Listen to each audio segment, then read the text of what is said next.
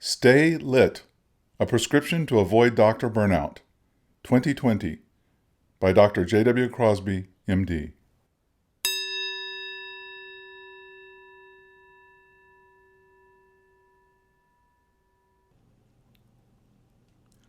Stress management for physicians.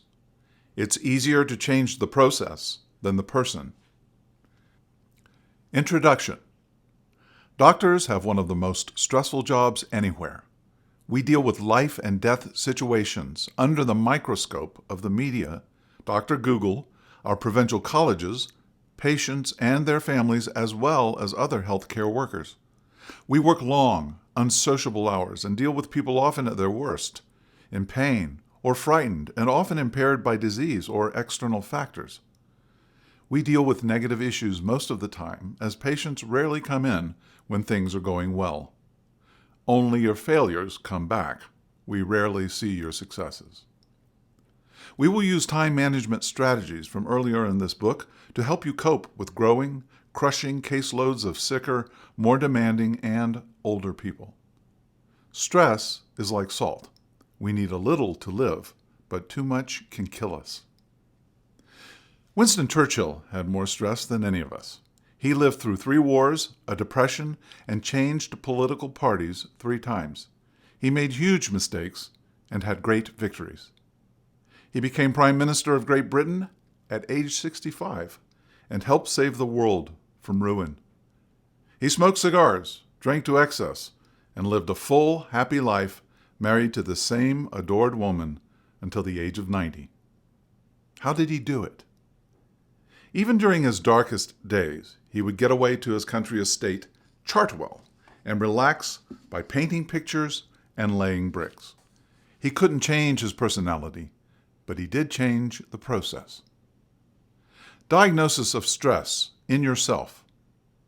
Agitation. Are you always rushing and late and feel under pressure? Depression.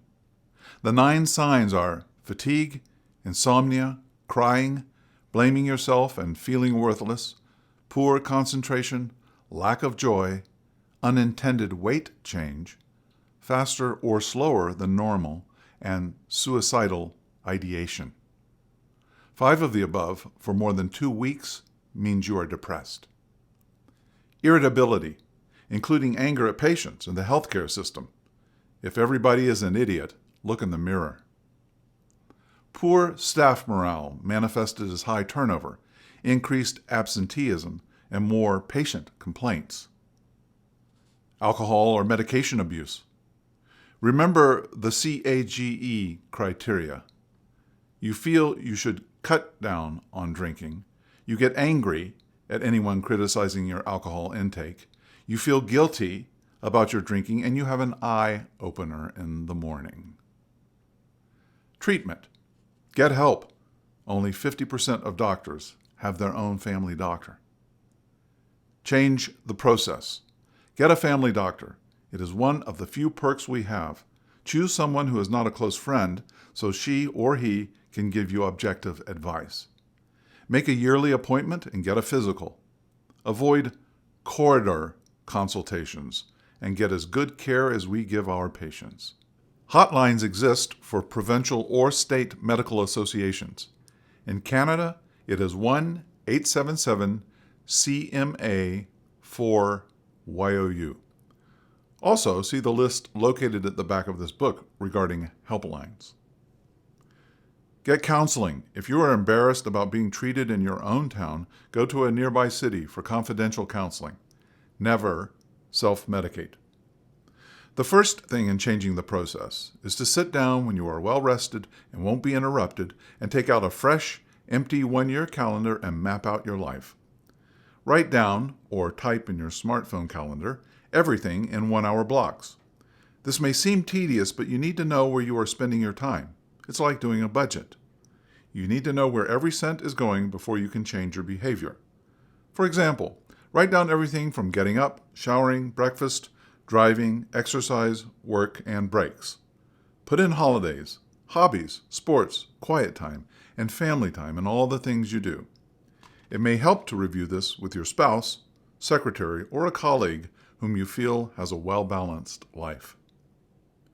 Look at your total day. Wake up. Avoid the use of an alarm clock, which can get you off to a bad and stressful start.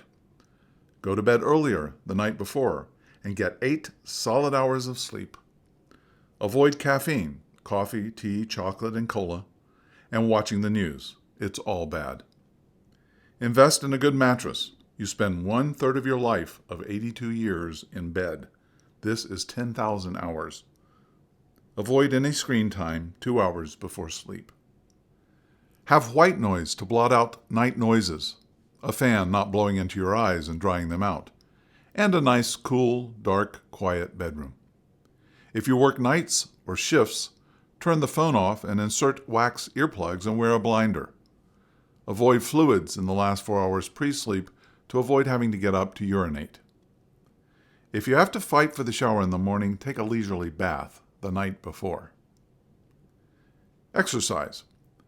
How many times have we heard patients say they don't have time? It's funny that they, and we, always have time for TV every night. The solution is to put a treadmill or exercise bike in the TV room and exercise during a 1/2-hour show.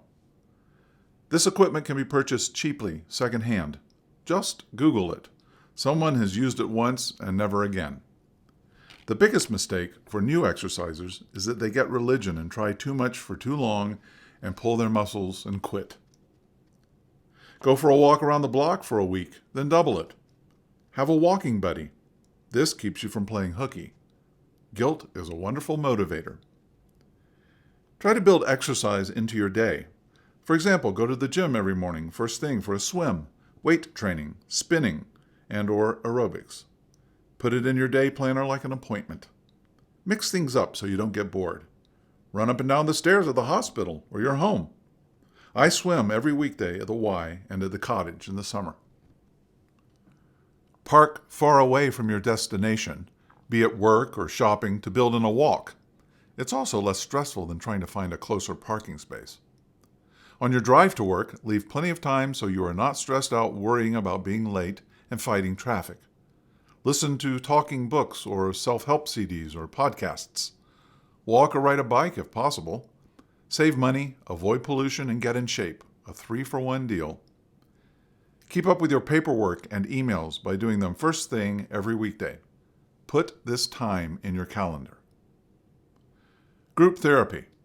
A lot of doctors are isolated in their offices, so go to the doctor's lounge and grumble about the government as a group. Try to avoid being negative and try to offer solutions, not just problems. Talk about non-medical topics as well. Share difficult cases while keeping patient confidentiality, and ask for help, especially on cases where the patient stressed you out psychologically. Often other doctors can give you new insight into handling various types of patients and their families.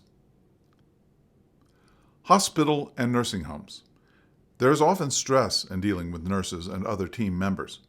Try to communicate clearly with written or typed orders. Try to do team rounds at the same time and place daily, respecting their time as well. Changing the process. I used to find the nurses' station at one of my nursing homes horribly disorganized and would sit there boiling as the nurse tried to find things. I finally sat down with the head nurse when we had lots of time and no interruptions and told her my frustration, and we set up a new system of filing and computer organization that took the stress away from everyone. Office schedule. Allow travel time so that when you get to your office, you don't start late. Through regular feedback to your staff, communicate your comfort level on the booking of patients so you don't feel rushed. Changing the process. Thank God it's Monday. Mondays will always be busy because the burden of illness is the same every day, so Monday has Saturday and Sunday's burdens. Get your staff to leave them unbooked and open for same-day, quick, little call-in cases. Then you will hate Tuesdays. Break up your day. Build in regular breaks. Every 2 hours, get up and go for a walk around the block, do stretches at your desk, do yoga or meditate. Have your last patient start at 11:30 a.m. and 4:30 p.m. so you can get to lunch and home on time. Try mindfulness when you concentrate on your breathing. When you are in a tense situation, slow down your breathing and take deep, slow breaths from your diaphragm. Avoid 8 hours a day in the same place doing the same thing. Work half a day per week in a walk-in clinic. Work as an occupational physician. Do counseling or work as a nursing home physician. Do something different. You can work in administration or sports medicine. You can be a pain or palliative care doctor. Work at a homeless shelter or assisted surgery. No paperwork, no responsibility, and the patient is asleep. Work in a methadone or pain clinic or be a prison physician. The opportunities are endless in medicine. Become a hospitalist or house call doctor. Consult the want ads in the journals or Google medical jobs in your area. Take half a day off per week and don't use it to do paperwork. Sign out to another doctor and reciprocate. Get away from medicine and your smartphone. Read trashy novels or nonfiction. Sleep, walk, downhill or cross-country ski. Swim, garden, and or do nothing at all. Get your secretary to screen your calls. Hire and pay well a good, firm secretary who isn't intimidated by high-pressure patients, doctors, nurses, next of kin, or salespeople. Back her up. Angry patients. If you have a patient angry with you, confront him by saying, "You seem upset about something. What's the problem?" This can often lead to a frank discussion and correction of any misconceptions. It will help you diffuse stress before it builds up. Refer them to another doctor to avoid getting into a grudge match. If you have to fire a patient, call your College of Physicians and Surgeons and the Canadian Medical Protective Association. Even if there are no other doctors taking patients, you can refer them to a walk-in clinic or the local emergency department. You have to send them a registered letter and give them a month to find a new doctor. I have only fired 12 patients in 46 years and was very upset when I did, but I am so glad I did. It brought me joy forever, and it was better for them too. I put their names in my iPhone, and when I am down, I look at the list. High needs families. If you have a senior or child patient with a high needs family, try this process-changing strategy. Have a family meeting with all the players, staff, family, and patient. Get everything out on the table and solve the problems together. Use a speakerphone to include any out-of-town family on a conference call. Money is a huge stressor. Everyone but our accountants thinks we are rich, including our families and friends. Many young doctors graduate with staggering debts, and bankers are happy to let us hang ourselves with more. You need to sit down with your spouse and kids and do a family budget. If they want a big ticket item, they have to earn it themselves or prioritize. For example, do a project a year over several years. It took us 38 years to renovate our house, and we are still not done. Drive your car longer, 10 years, and get the oil changed every 5,000 kilometers to keep it young. Try to get out of debt as soon as you can, as this lifts a huge weight from your shoulders. Have the bank automatically deduct a comfortable amount from your paycheck monthly. Set financial goals and write them down. Get a good financial advisor and work with her or him on your retirement plan early on. Ask a trusted peer for a personal reference. Ask to speak to physician clients. On call. In Cambridge, we had a lot of small call groups and everyone was on call frequently. We had a meeting of 2 call groups and decided to share call in a bigger group. Other groups gradually joined in until, for the past 24 years, we have had 70 GPs in one big group. We have 2 MDs on call each night, 1 for surgical assists and 1 for nursing homes and abnormal critical lab results. It's a process that benefits the patients, staff, and most of all, us doctors.